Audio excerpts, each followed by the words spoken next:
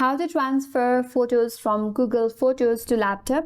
Hi everyone, this is Kate and welcome back to another video. And in this video we will learn how we can transfer Google Photos to laptop. So without further delay, let's get started with this video.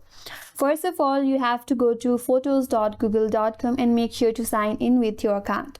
So once you're logged in, if you want to transfer your photos from Google Photos to laptop, navigate to your profile icon at the top right and click on it. After that, click on Manage your Google account.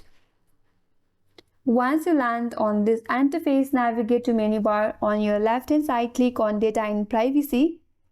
Scroll down and there you have to get to the section that says Apps and Services. Here you have to click on this arrow icon. That's gonna take you to different page. Here you scroll down and you have to navigate towards Photos. Here click on Download button. You'll be taken into next page that says Google Takeout. Here you have to perform all of these steps right here. Click on next step and make sure to follow all of the prompts and instructions carefully. Once you have completed all of the instructions, you will be able to transfer your Google Photos to your laptop. And that's all for today's video. Hope this video was helpful, and if you're new to our channel, consider subscribing. Thanks for watching and stay tuned for more videos.